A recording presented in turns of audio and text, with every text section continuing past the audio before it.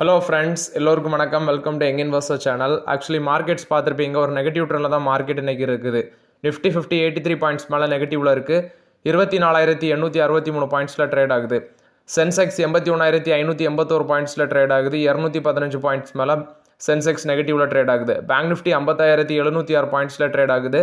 238 points மேலே bank Nifty நெகட்டிவில் இருக்குது. Bank நிஃப்டியில் Axis bank, State Bank of India மட்டும் ஒரு ஃப்ளாட் பாசிட்டிவில் இருக்குது.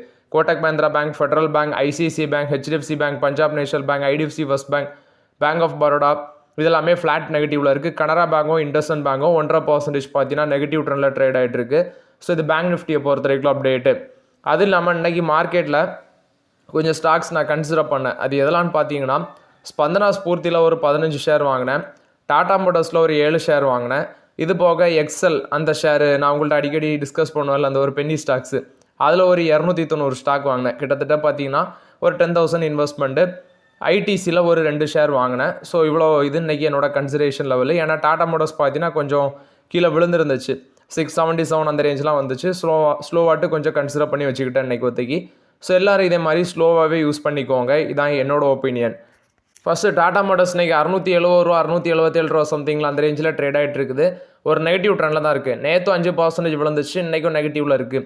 ஆக்சுவலி யூஎஸும் யூகேயும் பார்த்தீங்கன்னா இந்த ட்ரேட் அக்ரிமெண்ட் போட்டிருக்கிறதுனால டாடா மோட்டர்ஸுக்கு நிறைய பாசிட்டிவ் அப்டேட் இருக்குது. ஆக்சுவலி யூகேயோட ஆட்டோ எக்ஸ்போர்ட் வந்து யூஎஸ் போட்டிருந்த டாரிஃப் ஃபஸ்ட்டு 27.5%. இப்போ அந்த யூஎஸ் யூகே ட்ரேட் அக்ரிமெண்ட்னால அது 10% குறையும். ஸோ அதனால் வந்து பார்த்தீங்கன்னா ஆனுவல் கோட்டா வந்து 1,00,000 வெஹிக்கிள்ஸ் வர இந்த 10% டேரிஃபில் வந்து இவங்களால எக்ஸ்போர்ட் பண்ண முடியும். இதனால் ஜாகுவார் லேண்ட் ரோவருக்கு ஒரு நல்ல பாசிட்டிவ் அப்டேட் இருக்குது. ஆனாலும் ஸ்டாக் மார்க்கெட்டில் டாடா மோட்டர்ஸ் ஏன் விழுது அப்படின்னு பார்க்கும்போது, ஆக்சுவலி இவங்களோட ஃபினான்ஷியல் 26க்கான அந்த கைடன்ஸ் வந்து பார்த்தீங்கன்னா இவங்க கட் பண்ணுறாங்க, ட்ரிம் பண்ணியிருக்காங்க. குறிப்பாட்டு கேஷ் ஃப்ளோ வந்து 0க்கு போகும். அது இல்லாமல் மார்ஜின் ரொம்பவே ப்ரெஷரில் இருக்கும் அப்படிங்கிறத மென்ஷன் பண்ணியிருந்தாங்க நேற்று. ஸோ அந்த பேசிஸில் வந்து பார்த்தீங்கன்னா இந்த டாடா மோட்டர்ஸ் நெகட்டிவில் ட்ரேட் ஆகுது. பட் ஆப்பர்ச்சுனிட்டி கிடைக்க ஸ்லோவாக யூஸ் பண்ணிட்டு தான் நான் இருக்கிறேன். இதான் என்னோட ஒப்பீனியன் டாடா மோட்டர்ஸில். பட் இந்த அக்ரிமெண்ட்டுக்கு அப்புறமும் பார்த்தீங்கன்னா அன்றைக்கி அந்த G7 சமிட்டில் தான் அந்த அக்ரிமெண்ட் சைன் ஆயிருக்கு. ஆஃப்டர் தட் ஆல்சோ ஸ்டாக் மார்க்கெட்டில் டாடா மோட்டர்ஸ் நெகட்டிவ் ட்ரெண்டில் தான் மூவ் ஆகிட்டு இருக்கு. நெக்ஸ்ட் பார்த்தீங்கன்னா MCX. ஆக்சுவலி இந்த ஸ்டாக் இன்றைக்கி ஒரு நல்ல பெர்ஃபார்மன்ஸ் கொடுத்துருக்கு மார்க்கெட்டில். ஆக்சுவலி உங்களுக்கு ரீசெண்ட் டைம்ஸில் பார்த்தீங்கன்னா செபி வந்து எலக்ட்ரிசிட்டி டெரிவேட்டிவ்ஸ் வந்து லான்ச் பண்ணுறதுக்கு அப்ரூவல் கொடுத்துருந்தாங்க. ஆக்சுவலி இன்றைக்கி இந்த ஸ்டாக் வந்து ஒரு ரெக்கார்ட் ஹை டச் பண்ணியிருக்குது. MCX 8,021 வரைக்கும் இன்றைக்கி போச்சு. இப்போ 7,956 ரூபாவில் ட்ரேட் ஆகிட்டு இருக்குது இந்த MCX பங்கு. ஆக்சுவலி லாஸ்ட் 3 மந்த்ஸில் எடுத்து பார்த்தீங்கன்னா இந்த பங்கு வந்து கிட்டத்தட்ட 60% மேலே ரிட்டர்ன்ஸ் கொடுத்துருக்கு. இந்த MCX பங்கு வந்து லாஸ்ட் 3 மந்த்ஸில் 60% ரிட்டர்ன்ஸ் கொடுத்துருக்கு. ஆனால் 6 மாதத்தில் எடுத்து பார்த்தீங்கன்னா ஜஸ்ட் 17% தான் ரிட்டர்ன்ஸ் இருக்குது. அது ஆவரேஜ் ஆட்டு வரும்போது குறையும். பட் இப்போதைக்கு இதில் ஆப்பர்ச்சுனிட்டி தேர் இஸ் நோ ஆப்பர்ச்சுனிட்டின்னு தான் நான் சொல்லுவேன். ஏன்னா பி ரேஷியோ ரொம்பவே அதிகமாக இருக்குது, வேல்யூஷன் ரொம்பவே ஜாஸ்தி. ஆல்ரெடி இருக்குன்னா வச்சுக்கோங்க. இது வந்து MCXை பொறுத்த வரைக்கும் அப்டேட்டு. நெக்ஸ்ட் பார்த்தீங்கன்னா நவீன் ஃப்ளூரைன். ஆக்சுவலி இந்த ஸ்டாக் வந்து இன்றைக்கி ஒரு ஃப்ரெஷ் 50 வீக் ஹை டச் பண்ணியிருந்துச்சு. ஜெஃப்ரிஸ் வந்து பைக்கால் கொடுத்துருக்காங்க. டார்கெட் ப்ரைஸ் பார்த்தீங்கன்னா 5,280 ரூபா அப்படின்னு சொல்லி மென்ஷன் பண்ணியிருக்காங்க. இந்த ஸ்டாக் வந்து 52 ஹை இன்னைக்கு டச் பண்ணியிருந்துச்சு. ஸோ அங்கே கொடுக்குற டார்கெட் ப்ரைஸ் 5,280 ரூபா. Long term earnings growth potential இதில் நல்லா இருக்குது. அது மட்டும் இல்லாமல் கான்ட்ராக்ட் டெவலப்மெண்ட்ஸ், ரீசன் இன்வெஸ்ட்மெண்ட் இதுக்கு ஒரு பாசிட்டிவ் அவுட்லுக் கொடுக்குறாங்க. ஸோ அது மட்டும் இல்லாமல் 2,000 கோடி வந்து கேபிட்டல் எக்ஸ்பெண்டிச்சருக்கு ஸ்பெண்ட் பண்ண போகிறாங்க. மண்டே க்ளோசிங்கில் வந்து 17% மேலே போகும்னு சொல்கிறாங்க. இன்றைக்கி 4,794 ரூபா வரைக்கும் போச்சு. இப்போது 4,679 ரூபாவில் இருக்குது. 4,679 ரூபாவில் ட்ரேட் ஆகுது. 4,790 ரூபா வரைக்கும் போச்சு. யாருக்கிட்டையாவது இருந்துச்சுன்னா கமெண்ட் சொல்லுங்கள். இது வந்து நவீன் ஃப்ளூரைனை பொறுத்த வரைக்கும் அப்டேட்டு. இந்தியாவோட PNG ஜுவல்லர்ஸ் கம்பெனி உங்களுக்கு எல்லாமே தெரியும். உங்கள் லைட் வெயிட் ஜுவல்லரி பிராண்டை வந்து பார்த்தீங்கன்னா ரைஸ் பண்ணியிருக்காங்க. குறிப்பாக இப்போ கோல்டு ப்ரைஸ் வந்து அதிகமாட்டு போகிறதுனால இந்த லைட் வெயிட் ஜுவல்லரி செக்மெண்ட் வந்து ரேப்பிடாக க்ரோ ஆகுது. இப்போ ராணத்துக்கு 30% வரைக்கும் க்ரோத் ஆகிறதுனால 12 லைஃப் ஸ்டைல் ஸ்டோர்ஸ் வந்து பார்த்தீங்கன்னா இந்த வருஷம் இவங்க லான்ச் பண்ணியிருக்காங்க இந்த PNG ஜுவல்லர்ஸு. ஸோ இப்போ வந்து லைட் வெயிட் ஜுவல்லரி பிராண்டை வந்து பார்த்தீங்கன்னா இன்ட்ரடியூஸ் பண்ணியிருக்காங்க. கோல்டு ப்ரைஸ் ரொம்பவே இன்க்ரீஸ் ஆகிறதுனால இது PNG ஜுவல்லர்ஸ் கொடுத்த அப்டேட்டு. நெக்ஸ்ட் பார்த்தீங்கன்னா ரிலையன்ஸ் இண்டஸ்ட்ரீஸ். ஆக்சுவலி இந்த ரிலையன்ஸ் இண்டஸ்ட்ரீஸும் இன்றைக்கி வந்து ஒரு பாசிட்டிவ் ட்ரெண்டில் இருந்துச்சு. 1,448 போனது 1,432 ட்ரேட் ஆகுது.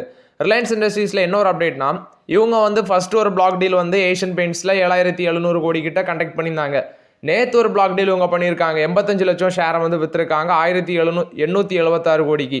ஐ திங்க் 2வது பிளாக் டீலு ஃபுல்லாக டைல்யூட் பண்ணியிருப்பாங்கன்னு நினைக்கிற ரிலையன்ஸ் இண்டஸ்ட்ரீஸ் ஏஷியன் பெயிண்ட்ஸில். இனி அவங்களுக்கு ஸ்டேக் இருக்காதுன்னு தான் நினைக்கிறேன். அது மட்டும் இல்லாமல் ரிலையன்ஸ் இண்டஸ்ட்ரீஸ் வந்து இந்த வருஷம் ஒரு 17% ரேலியாக இருக்குது. ஆக்சுவலி 10 இயர்ஸில் வந்து பார்த்தீங்கன்னா போன வருஷம் தான் அவங்க நெகட்டிவ் ரிட்டர்ன்ஸ் கொடுத்துருந்தாங்க ரிலையன்ஸ் இண்டஸ்ட்ரீஸு இன்வெஸ்டர்ஸுக்கு. ஸோ இந்த வருஷத்தில் ஒரு 17% இந்த ஸ்டாக் பார்த்தீங்கன்னா ரிட்டர்ன்ஸ் கொடுத்துருக்கு. இது ரிலையன்ஸ் இண்டஸ்ட்ரீஸை பொறுத்த வரைக்கும் அப்டேட்டு. நெக்ஸ்ட் பார்த்தீங்கன்னா மகாநகர் கேஸ் வந்து இன்றைக்கி ஒரு பர்ஃபார்மன்ஸில் தான் இருக்குது. கிட்டத்தட்ட 1434 ரூபா போனது 1426 ரூபாவில் ட்ரேட் ஆகுது. 2.5% மேலே பாசிட்டிவில் இருக்குது. லாஸ்ட் 6 மந்த்ஸ் இந்த ஸ்டாக் பார்க்கும்போது ஒரு 15% ரிட்டர்ன்ஸ் கொடுத்துருக்கு. 1 மந்த்ஸில் பார்க்கும்போது 1 மந்த் ஆவரேஜாக எடுத்து பார்த்தீங்கன்னா 1.5% மேலே தான் இந்த பாஸ்ட் 1 மந்தில் அது ரிட்டர்ன்ஸ் கொடுத்துருக்கு பாசிட்டிவில் ஆவரேஜாக பார்க்கும்போது. நொமுரா வந்து இதை டாப் பிக் பண்ணியிருக்காங்க. ஸோ அதனால எனக்கு இந்த ஸ்டாக் 2% மேலே போயிருக்கு. Gujarat gas, Indraprastha case லிமிட்டெல்லாம் நெகட்டிவ்ல trade ஆனாலும் மகாநகர் கேஸ் ஒரு பாசிட்டிவ் ட்ரெண்டில் தான் ட்ரேட் ஆகுது. இதுக்கு பைக்கால் கொடுக்குறாங்க 1680 ரூபா டார்கெட் ப்ரைஸ் சொல்கிறாங்க.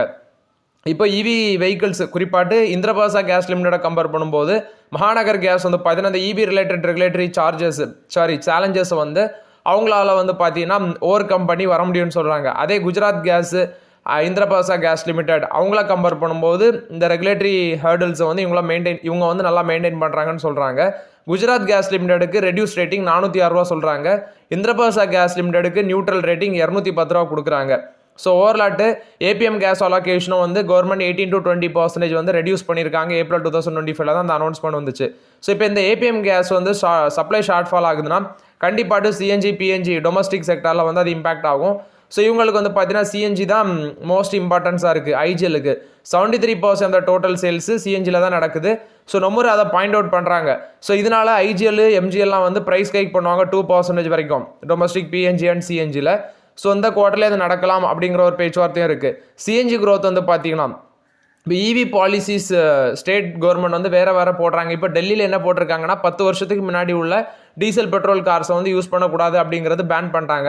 Over the period of time வந்து ஃபுல் அண்ட் ஃபுல் எலக்ட்ரிக் காராக வந்துடும் டெல்லி பாலிசி படி.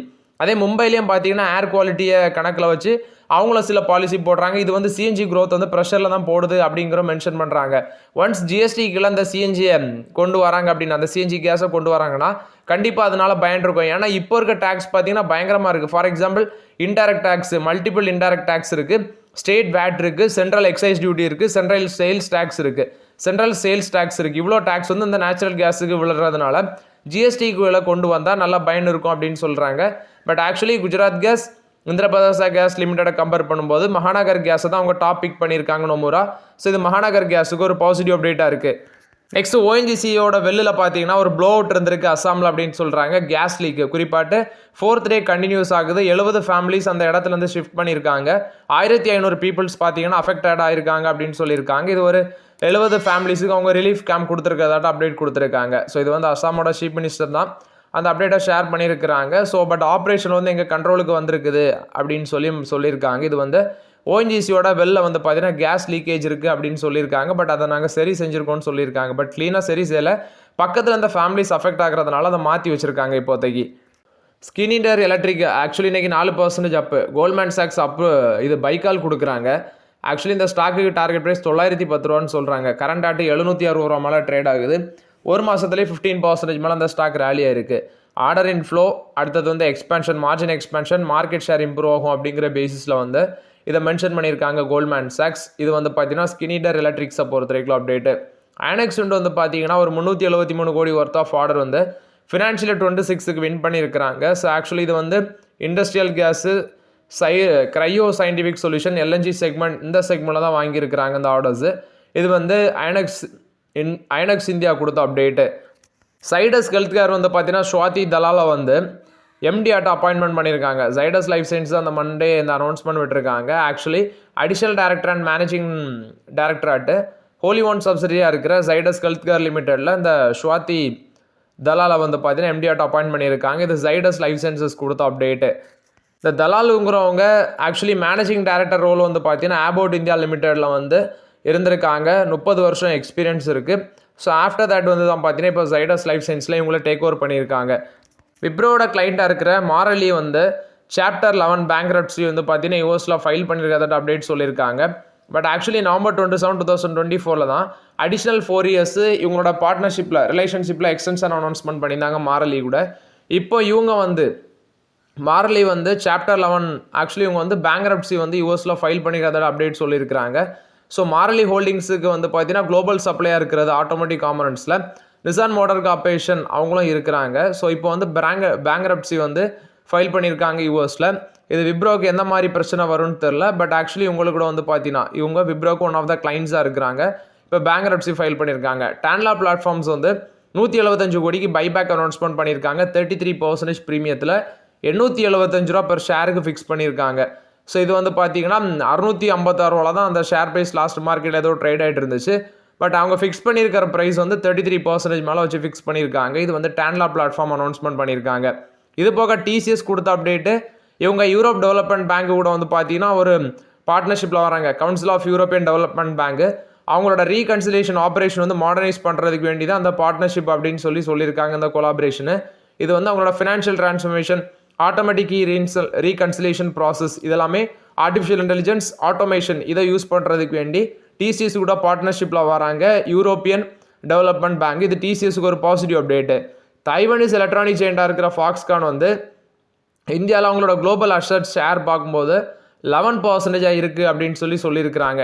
ஆக்சுவலி அவங்களோட இந்தியன் ஷேரின் குளோபல் அசட்ஸ் வந்து 11% இருக்குன்னு சொல்லியிருக்காங்க. இது வந்து தைவானிஸ் எலக்ட்ரிக் ஜெயிண்டாக இருக்கிற ஃபாக்ஸ்கான் கொடுத்த அப்டேட்டு. மேக்ரோடெக் டெவலப்பர்ஸ் என்ன சொல்கிறாங்கன்னா அவங்களோட நேமை சேஞ்ச் பண்ணுறாங்க. லோதா டெவலப்பர்ஸ் லிமிடெட் அப்படின்னு சொல்லி அவங்க நேமை சேஞ்ச் பண்ணியிருக்காங்க. இது மேக்ரோடெக் டெவலப்பர்ஸ் கொடுத்த அப்டேட்டு. வின்ஃபாஸ்ட் வந்து இந்தியாவில் ஃபேக்ட்ரி வந்து பார்த்தீங்கன்னா ஆல்ரெடி ஓப்பன் பண்ணியிருக்காங்க. ஸோ இப்போ ப்ரொடக்ஷன் வந்து ஜூலையில் ஸ்டார்ட் பண்ணுவாங்கன்னு சொல்கிறாங்க. ஏன்னா VF7 வந்து விரைவில் லான்ச் பண்ண இருக்கிறாங்க. அதனால ப்ரொடக்ஷனை வந்து ஜூலையில் வந்து கண்டிப்பாக ஸ்டார்ட் பண்ணிடுவோம் அப்படின்னு சொல்லி வின்ஃபாஸ்ட் தரப்பில் வந்து அப்டேட் கொடுத்துருக்காங்க. அது மட்டும் இல்லாமல் electric car next year VF3 அதையும் லான்ச் பண்ண இருக்கிறோன்னு சொல்லியிருக்காங்க. இது வின்ஃபாஸ்ட் கொடுத்த update.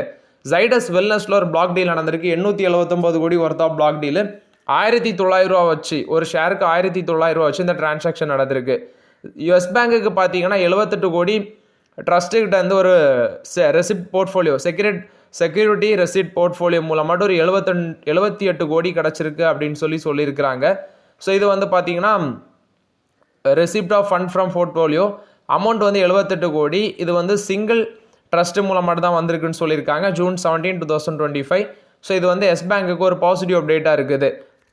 Jio BlackRock mutual fund இவங்க வந்து லைசன்ஸ் கிடச்சிருந்துச்சு லாஸ்ட் மந்த் செபிட்ட இருந்துச்சு. ஆக்சுவலி இப்போ BlackRock கூட 50:50 அந்த பேசிஸில் தான் ஜாயின் வெஞ்சர் ரன் பண்ணிட்டு இருக்காங்க. June 16 வந்து அலாடின் அப்படிங்கிற ஒன்றை லான்ச் பண்ணியிருந்தாங்க. இது வந்து பார்த்தீங்கன்னா ஒரு unique investment analytics and risk management platform அப்படின்னு சொல்லி மென்ஷன் பண்ணியிருக்காங்க. அலாடின் அப்படிங்கிற ஒரு மியூச்சுவல் ஃபண்ட் ஸ்கீமை வந்து பார்த்தீங்கன்னா இவங்க லான்ச் பண்ணியிருக்காங்க ஜியோ BlackRock. இது ஜியோ BlackRock கொடுத்த அப்டேட்டு.